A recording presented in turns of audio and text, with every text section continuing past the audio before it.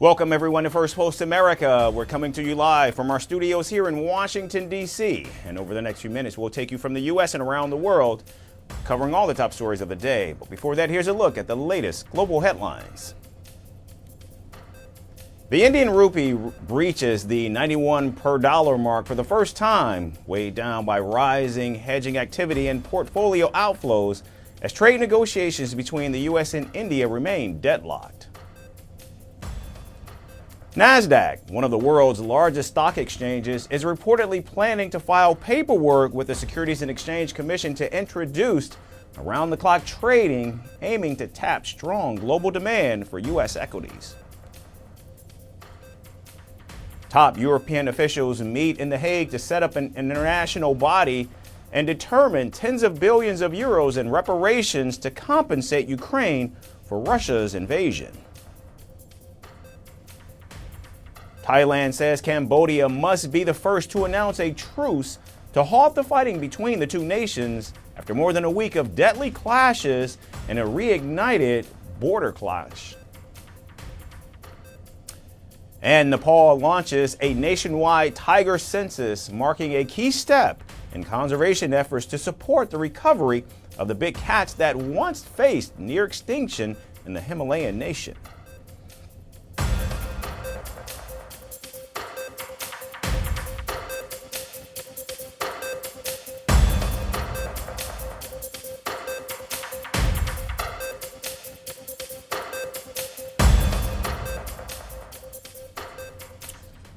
We start in the Caribbean, where the United States has sharply escalated its military campaign against drug trafficking, carrying out lethal strikes at sea that are now raising fears of a far wider confrontation. On Monday, the U.S. Southern Command confirmed it struck 3 vessels in international waters, killing 8 men. The military said intelligence showed the boats were moving along known narcotics trafficking routes in the Eastern Pacific and were actively engaged in drug smuggling. The operation is part of a broader campaign ordered by President Donald Trump, under which U.S. forces have targeted more than 20 suspected drug vessels across the Pacific Ocean and Caribbean Sea, including waters near Venezuela. According to U.S. officials, at least 90 suspected smugglers have been killed so far since the strikes began back in September. We're dismantling the cartels very rapidly, and they are being declared enemies of the United States of America. They have been so declared, legally declared. More than 25,000 warriors have served in this historic operation. It is indeed an incredible and historic operation. And we've never done anything so effectively, and we've had a lot of victories. The use of direct military force against suspected drug traffickers marks a dramatic shift from how the United States has traditionally handled maritime narcotics operations, which have relied more heavily on arrests, seizures, and cooperation with the regional coast guards. The Trump administration has defended the legality of the strikes despite criticism from legal experts and some U.S. lawmakers who argue they amount to unlawful extrajudicial killings. In fact, these naval strikes are widely seen as a precursor to potential U.S. land strikes in Venezuela, which President Trump has said himself will begin very, very soon. I have to say the drugs coming in by sea are down 94%.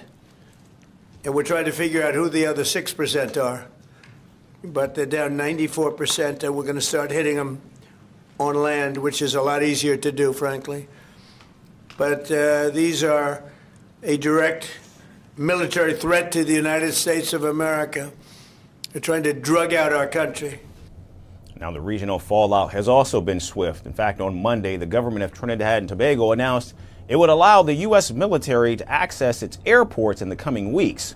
The Ministry of Foreign Affairs said the access would be logistical in nature, supporting supply replenishment and routine personnel rotations. The announcement followed the recent installation of a U.S. radar system at an airport in Tobago, which the government says is intended to help combat local crime and not facilitate attacks on other countries. Trinidad and Tobago's prime minister has previously praised the U.S. strikes on alleged drug boats in the Caribbean. I say further, no amount of rhetoric from the Maduro government will drive any wedge between this UNC-led government and the U.S. government. We stand solidly with the American government on the issues concerning Venezuela. That will not change. Hours after the announcement, Venezuela acted angrily. Venezuela's vice president announced the immediate cancellation of all contracts, deals, and negotiations to supply natural gas to Trinidad and Tobago. This official has turned the territory of Trinidad and Tobago into a U.S. aircraft carrier to attack Venezuela in an unequivocal act of vassalage. In response, the prime minister dismissed the accusations as false propaganda. She said her country has never depended on Venezuela for natural gas, noting that Trinidad and Tobago has sufficient reserves of its own. They should direct their complaints to President Trump, as it is the U.S. military that has seized the sanctioned oil tanker. In the meantime, we continue to have peaceful relations with the Venezuelan people. The dispute comes despite energy cooperation between the two neighbors. Venezuela has even granted a license in late 2023 for Shell and Trinidad and Tobago to develop a gas field in Venezuelan waters near their maritime border after the United States allowed negotiations despite sanctions. So with U.S. lawmakers now launching a congressional review of the strikes and American warships already docking in the port of Spain, the Caribbean finds itself at the center of a rapidly intensifying standoff, and the next move may not come from the sea, but by land. And staying with President Donald Trump's rapidly increasing military escalation on drug trafficking, the United States has taken the unprecedented step against fentanyl. President Donald Trump has now formally classified the illicit drug as a weapon of mass destruction. The move, sealed through an executive order, marks a shift in how the Trump administration now treats the deadly synthetic opioid, framing it as not just a public health crisis, but as a national security and terrorism threat. Announcing the decision at the White House, President Trump said fentanyl has evolved into a weapon used by cartels and foreign networks to devastate American communities. He argued that the scale of death and the potential for mass harm justifies treating the drug on par with chemical weapons. The executive order unlocks a broader set of legal, military, financial, and intelligence tools to target its production, trafficking, and financing.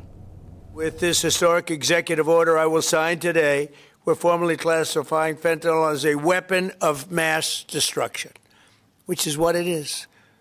No bomb does what this is doing. 200 to 300,000 people die every year that we know of. So we're formally classifying fentanyl as a weapon of mass destruction. This new shift directs multiple federal agencies to take expanded action. The U.S. Attorney General is now instructed to pursue tougher criminal charges as well as longer prison terms in fentanyl trafficking cases. Secretaries of State and Treasury are also tasked with targeting assets, financial institutions, and international networks linked to fentanyl production and distribution. And the Department of Homeland Security is directed to use intelligence tools typically reserved for weapons of mass destruction and non-proliferation efforts to identify and disrupt smuggling networks. The order also calls on the Pentagon and the Justice Department to assess whether military resources should be deployed to assist law enforcement during emergencies involving fentanyl as a weapon of mass destruction. It's critical to note that just 2 milligrams of fentanyl, roughly 10 to 15 grains of table salt, is considered a lethal dose. The move builds on President Trump's broader campaign against drug cartels and cross-border trafficking since his return to office. The White House has already declared a national emergency at the southern border, designated several cartels as foreign terrorist organizations, imposed tariffs on Mexico, Canada, and China over fentanyl flows, and authorized military action against narco-trafficking operations. The president has even cited fentanyl trafficking as a key factor in trade and security policies toward U.S. neighbors as well as China. The president has also described the executive order as a turning point, saying that by classifying illicit fentanyl as a weapon of mass destruction, the full weight of the federal government is now being mobilized. As America continues to mourn the deaths of acclaimed filmmaker Rob Reiner and his wife Michelle Reiner, President Donald Trump triggered a new political storm on Monday by launching a public attack on the couple, drawing sharp criticism from across the U.S. political spectrum.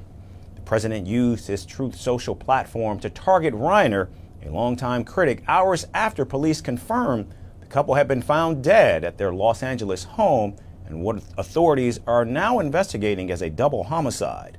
President Trump claimed the Reiners died, quote, due to the anger Rob Reiner allegedly caused through his opposition to Trump, referring to it as Trump derangement syndrome and criticizing the director's past political views. President Trump also praised his own record in office in the same post. Even after posting, the twice impeached convicted felon doubled down on his remarks while responding to a reporter's question at an unrelated White House event, describing Reiner as a deranged person and accusing him of promoting claims about the president's alleged ties to Russia.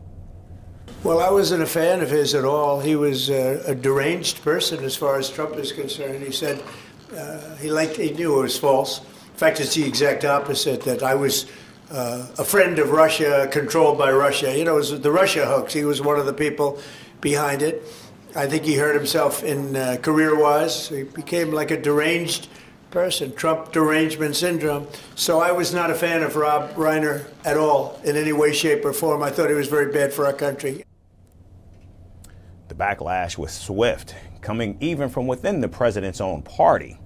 Outgoing Congresswoman Marjorie Taylor Greene, once a loyal MAGA supporter herself, said the deaths were a family tragedy and should not be turned into a political attack.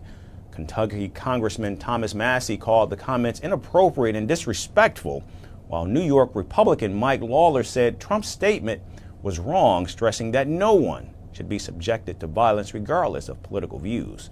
Democratic leaders have also responded strongly. Connecticut Senator Chris Murphy said Trump lost it by suggesting the couple were responsible for their own deaths. In fact, several figures from the entertainment industry also spoke out as well. Actor Patrick Schwarzenegger called the statement vile, and television host Whoopi Goldberg questioned how such remarks could be made while the country was still absorbing news of the killings. Meanwhile, Los Angeles police confirmed that the Reiner's 32-year-old son, Nick Reiner, was arrested on suspicion of murder. His bail was set at $4 million, and investigators have not released any new details about a possible motive for the death, saying the case remains under active investigation. They worked throughout the night on this case and were able to take into custody Nick Reiner, a suspect in this case. He was subsequently booked for murder and is being held on $4 million bail. Pretty much that's what I can share at this point, but again, a very, very tragic incident. Rob Reiner was a towering figure in American cinema, known for such classics as This Is Spinal Tap, The Princess Bride, When Harry Met Sally, and A Few Good Men. He was also a longtime supporter of the Democratic Party and one of Trump's most outspoken critics, though he consistently condemned political violence. And with the nation still in shock and grief, President Trump, rather than console or seek to heal, does what he does best: divide and attack, leaving the nation more raw and numb to the continued pain and polarization quickly devouring the country. Fortunes were once built over lifetimes, but that of Elon Musk is being built in real time. According to Forbes, Musk has become the first person to cross the $600 billion net worth mark, on the heels of reports that his SpaceX startup is likely to go public at a valuation of $800 billion next year. One valuation shift, one quiet deal, and hundreds of billions are added almost overnight. And as the gap between Musk and every other billionaire stretches wider, the idea of a trillion-dollar fortune is no longer a distant thought. In fact, it sounds surprisingly close. Here's more with our story. 8008. What are you planning to talk Elon Musk is no longer chasing the future. He's buying it outright. Earlier this month, SpaceX quietly did something very loud. A tender offer that valued the rocket company at $800 billion. Just 4 months ago, it was worth half of that. Blink and $400 billion appeared out of thin air, or rather out of space. That single move sent Musk's fortune rocketing by $168 billion. His net worth now stands near $677 billion, according to Forbes. A number so big it barely fits on a calculator. Musk is now the first human in history to cross the $600 billion mark. No one has even touched 500 before. This is uncharted territory. Billionaires used to be rare. Now, one man is rewriting the scale. The gap behind him tells its own story.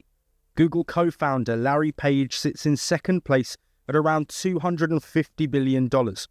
Jeff Bezos is close by. But Musk is leading ahead of both of them by more than $400 billion. And the trillion-dollar question now feels less like if and more like when. SpaceX is planning an IPO next year, and Musk holds 42% of the company. Investors whisper a valuation of $1.5 trillion.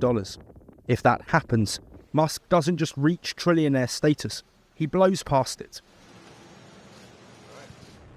Even without an IPO, SpaceX has already become his most valuable asset, overtaking Tesla. Vehicle is pitching downrange. Rockets, not cars, are now carrying his fortune. Tesla, though, is far from done. Musk owns about 12% of the electric car maker. That stake alone is worth nearly $200 billion.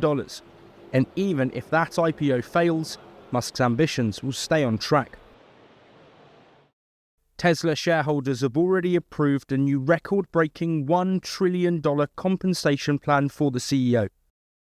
Then, there's artificial intelligence. Musk's XAI Holdings is reportedly raising money at a valuation of $230 billion. That's more than double what the company was worth just months ago. Musk owns more than half of it. Another engine quietly adding fuel to the billionaire rocket. Step back for a moment, and the speed is staggering. In early 2020, Musk was worth about $25 billion. By the end of that year, he crossed $100 billion. In 2021, he became the world's richest man. Then came 200, then 3, 4, 5, and now $600 billion. Fortunes usually grow, but Musk's has gone orbital. This isn't just a story about money piling up. It's about velocity, about ambition with no speed limit. Elon Musk is no longer measuring success in billions or even hundreds of billions. The next number in sight has 12 zeros. And if history is any guide, he won't tiptoe towards it. He'll launch straight through it.